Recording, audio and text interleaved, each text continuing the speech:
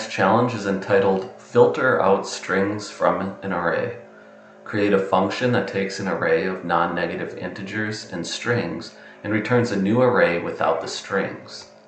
Couple notes here: 0 is a non-negative integer, and the given array only has integers and strings. So we'll see the examples. Filter array with 1, 2, AB returns the 1 and the 2 because the A and the B are enclosed in double quotes, making them strings, and it said to remove strings. Similarly, in the second example, A and B again are removed, leaving the numbers 1, 0, 15. And finally, in the third example, we see this AASF. Note 1, it gets removed because it's a string, but there happens to be a non-string version, an integer one, so that does make it through. Same with 123, there's also an integer like that, but the strings themselves are being removed. So we should be good there. We'll go over to code. There are some new concepts here, so if you can't quite figure it out, don't feel bad, but as always, give it a good honest effort and then resume the video whenever you're ready. I'm going to bring in link to solve this problem pretty concisely, and I can end up doing it in one line using link methods. But we have a bit of a problem here. Okay, we have this object array, which essentially can be anything. That's why we are allowed to have that mix and match of types, like integers with strings in the same array. Everything inherits from object. Integers are objects, strings are. So that's why it works to put them in an object array. And you'll recall that I use the where method to sort of act as a filter on a collection. And that's really appropriate here. We're going to use a filter to remove all of the string objects. But then the question becomes, how do I tell what type an object is, right? And that's sort of where your Google search should have had you looking, typing in things, questions like that to try and get to the answer. We know that the where method takes a lambda.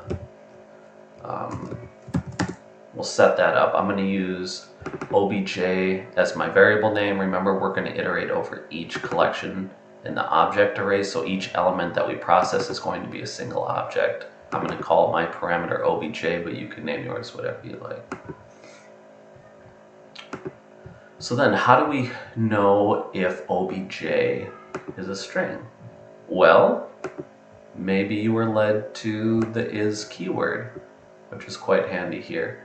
You can basically check if your object matches a certain type, or your variable is of a certain type. And they have some examples here that might make this clear. You can see one, if O is an employee, and they let you add a variable name for that to access employee methods if you like. But we won't need all of that. There you go, look at this. If O is person, do something else. If O is a dog, do something else.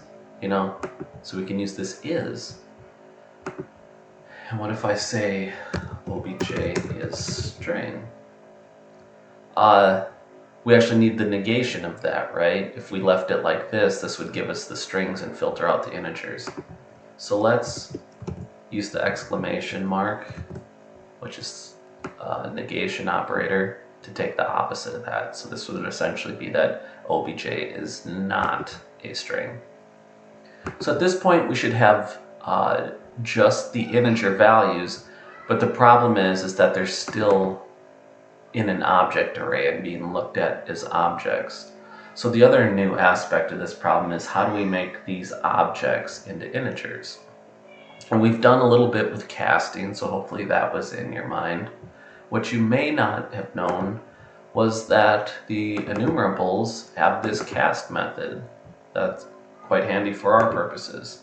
So let me see if I can get you an example of this. But note that it contains elements to be cast to the type T result, to the generic type. And so you might be thinking we could put int in here to cast all of our objects to integer type. Let's see if they have some good examples. Cast. You can see them casting to string here.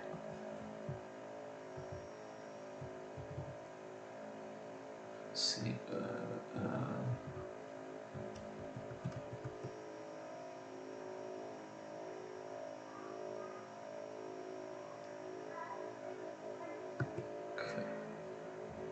So yeah, just imagine we're going to be taking ours, we're going to be casting ours to int, but then you can see how the use is here. So they had a fruits collection, they're going to cast each element into a string.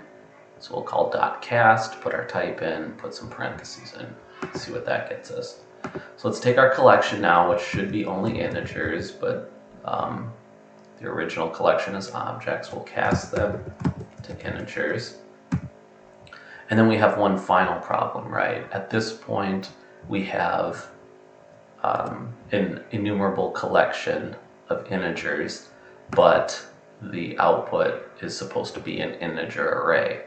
And you should know how to solve this one by now. We know that with these enumerables, there's a method called toArray to put it into an array. So we've got our link statement there, so it knows where to access this where method. Let's try running this.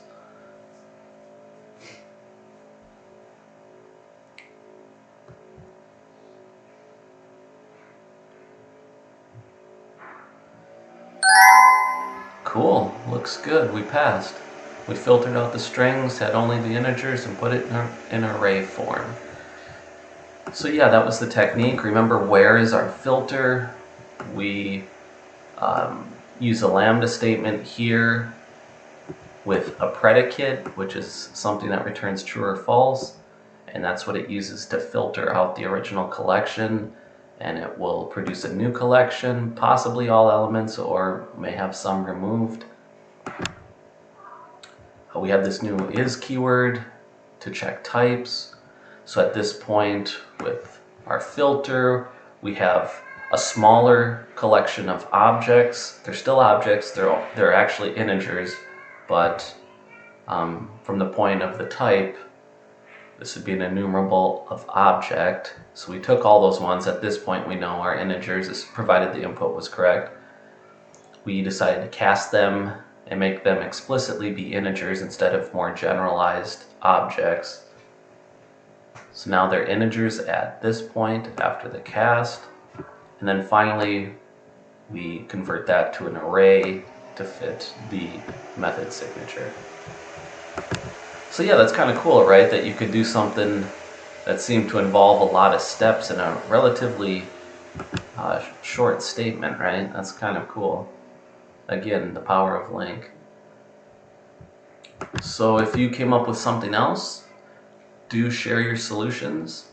Otherwise, let's hear your questions, and then we'll move on to the next challenge. Thanks for watching.